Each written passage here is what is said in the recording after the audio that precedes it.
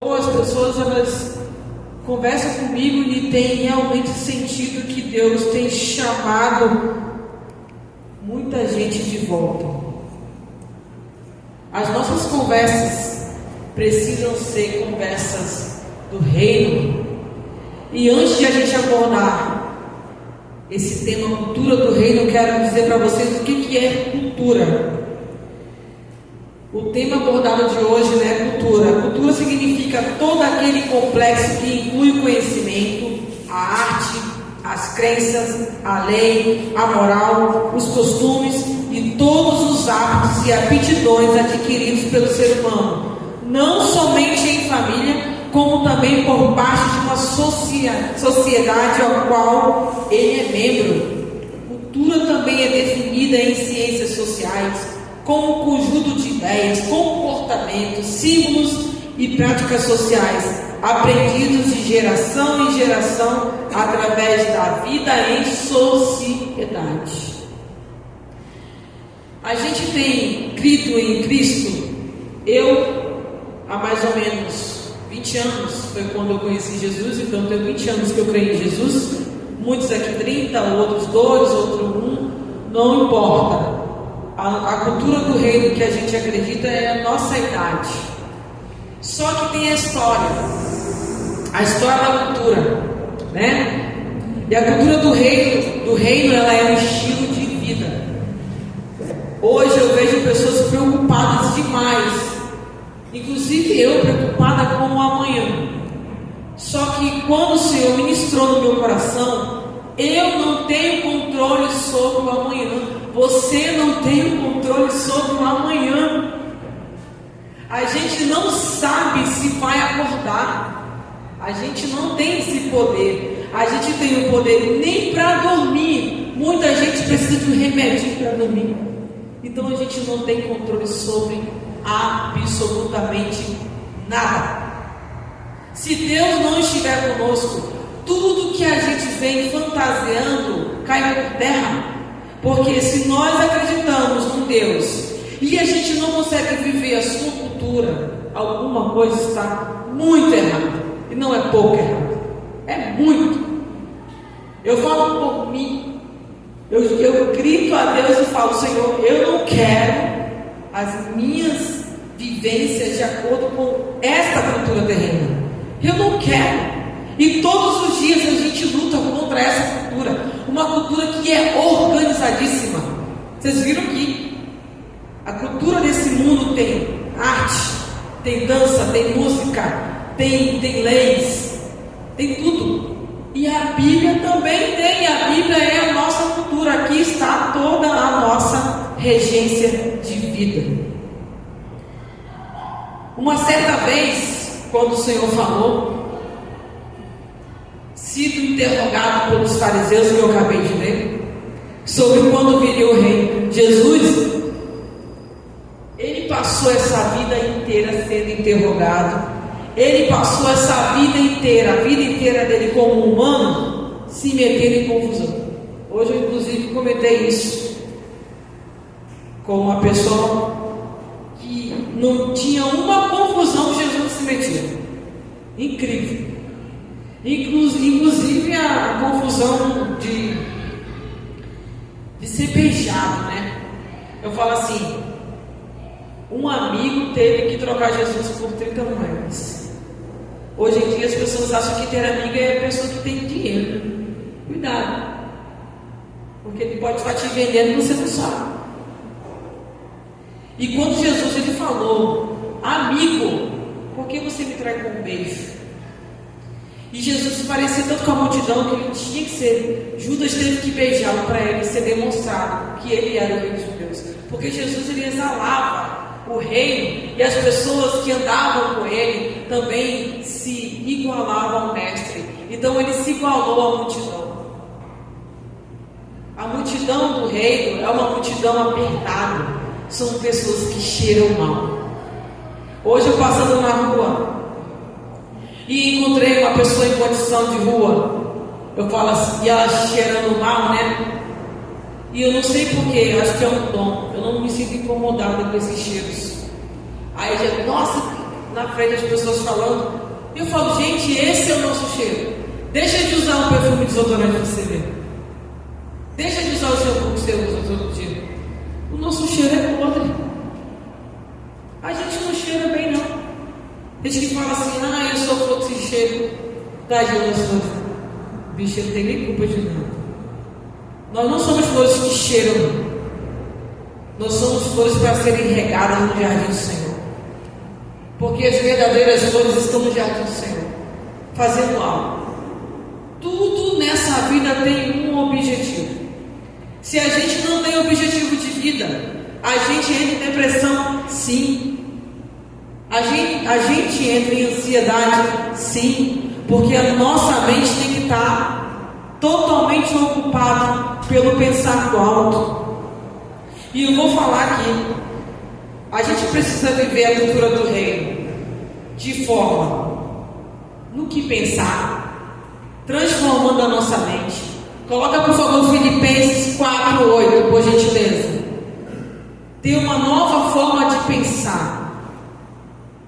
Filipenses 4:8 diz o quê? Finalmente, irmãos, tudo que é verdadeiro, tudo que é respeitado, tudo que é justo, tudo que é puro, tudo que é amável, tudo que é de boa fama, de alguma virtude há, se algum louvor existe, seja isso que ocupe o vosso pensamento. Então é isso, o nosso pensamento, o pensamento de um verdadeiro cristão tem que ser esse. A segunda forma, pode colocar por gentileza Gálatas 6, por favor. Cultivar os valores que Jesus promoveu. Gálatas 6, 7. Enxergar Jesus como o outro enxerga. Ou enxergar o outro como Jesus enxerga. Diz assim: não vos enganeis, de Deus não se zomba. Eu estou lendo meu errado porque a luz está pegando no meu olho. E eu estou tentando ler devagarinho, mas eu não consegui. Vou superar essa luz. Porque Jesus ele é mais forte, então eu tenho que superar. Não vos enganeis, de Deus não se zomba, pois aquilo que o homem semear, isso também ceifará. O que nós estamos cultivando? Primeiro foi no que nós estamos pensando e o que nós estamos cultivando. As pessoas esquecem. Hoje eu falei para o meu digníssimo esposo: as pessoas que fazem as maldades da vida, elas serão cobradas. Pode passar o tempo que for, uma hora a conta vai chegar. Todo o mal que as pessoas fazem, que elas fazem de mais perverso, elas pagarão. Não existe. Eu falo assim: todo mundo que senta para comer em algum lugar, ele vai ser cobrado. Todo mundo que entra no restaurante, se sai dali, tem alguma coisa errada sem pagar, né? Mas todo mundo tem que pagar a conta. E se a gente não pagar essa conta, alguém vai pagar por nós. Só que esse alguém é Jesus. Esse alguém já pagou a nossa conta. A gente precisa pensar no que é bom. A gente precisa cultivar realmente todos os princípios de Jesus, porque isso é a cultura do reino.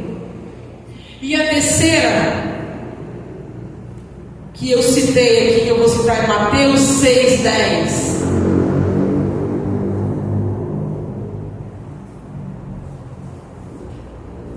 Desde quando eu era criança, eu sempre trabalhei com dinâmica. Quando eu comecei a ler através de gibis, sozinho, porque eu tinha vontade de ler. Uma vez eu me perdi, e é muito horrível você não saber ler. Por isso que eu sou professora, entre outros predicados. Porque eu penso assim, uma pessoa que não tem a alfabetização é muito triste. Porque a alfabetização é um meio de vida. Uma pessoa que não consegue ler é muito triste. As pessoas pensam assim: Cláudia, mas é sim. Porque o meu tio, ele pegava ônibus da casa dele até o terminal. Do terminal, ele ia a pé para a casa da sua filha.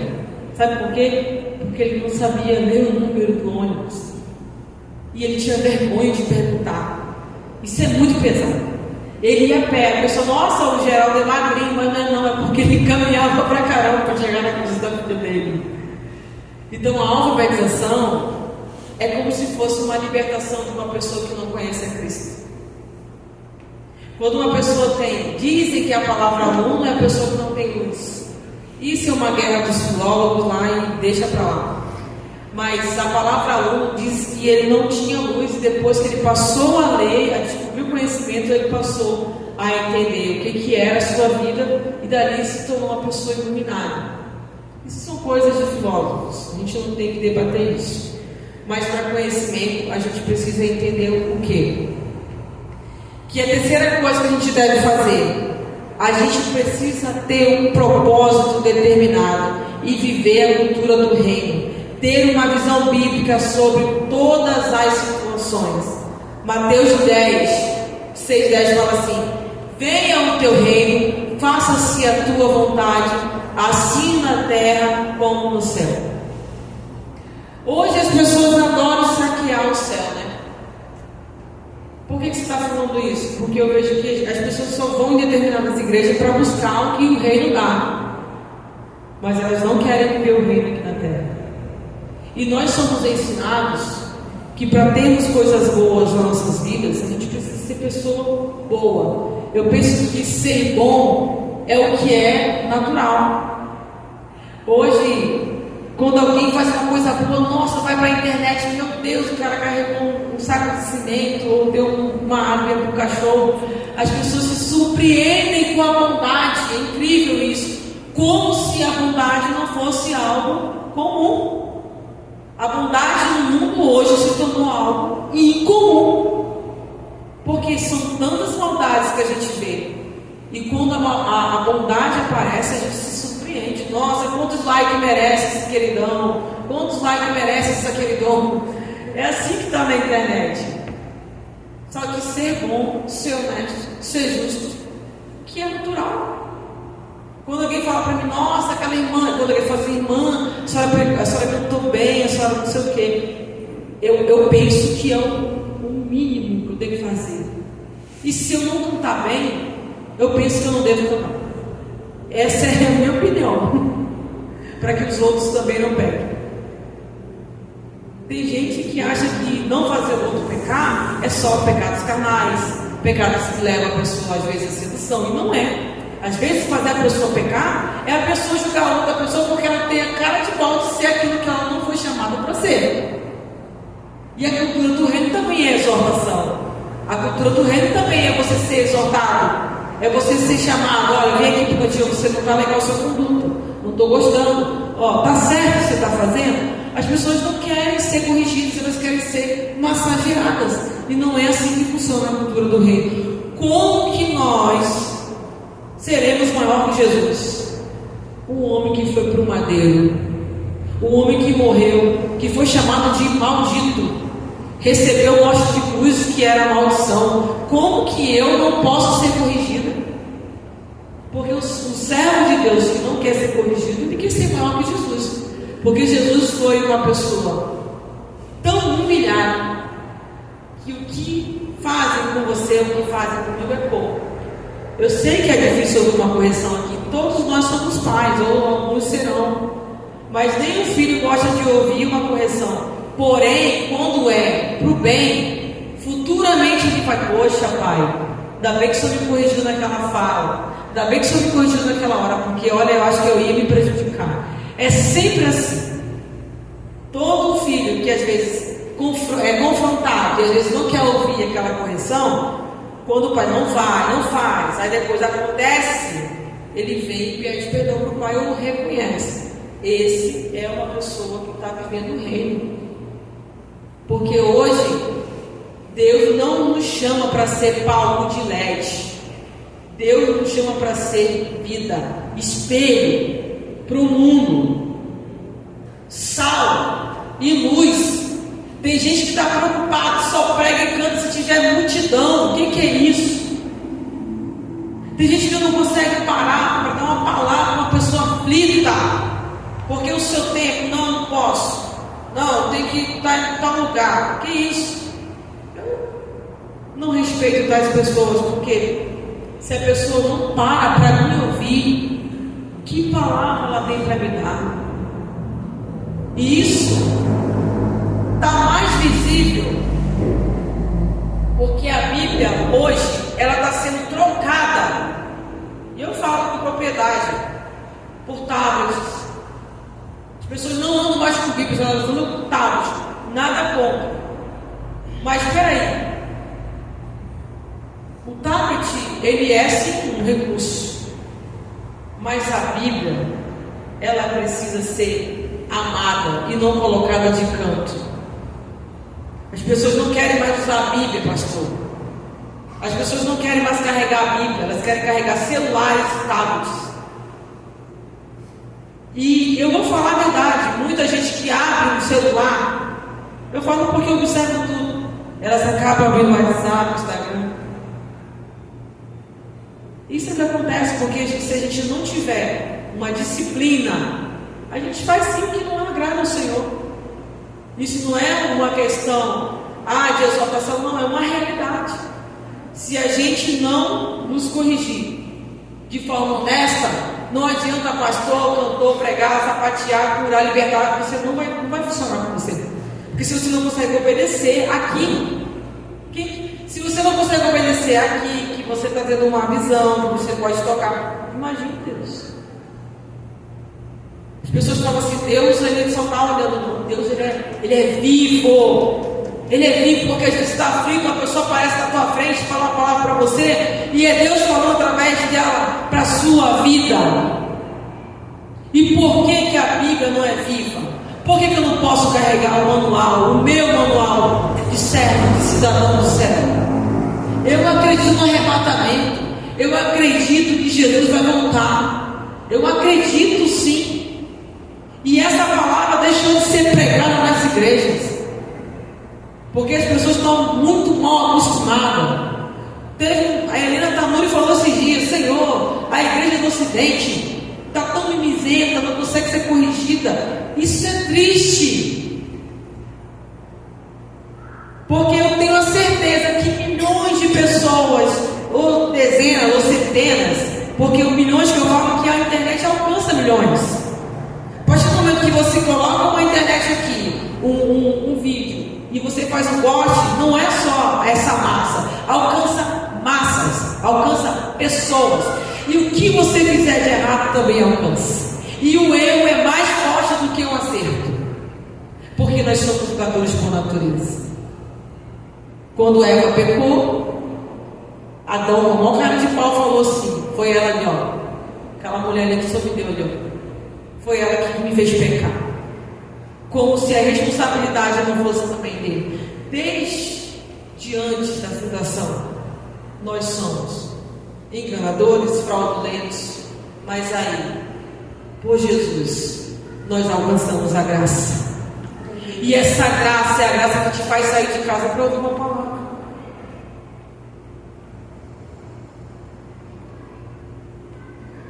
Para a liberdade foi que Jesus Cristo nos libertou. Permaneceis, pois, firme e não vos submeteis de novo a julgo de escravidão, porque eu, Paulo, vos digo que, se vós deixardes circuncidar, Cristo de nada vos aproveitará de novo. Testifico a todo homem que se deixa circuncidar, que há obrigado a guardar toda a lei. De Cristo vos desligaste, pois que procurais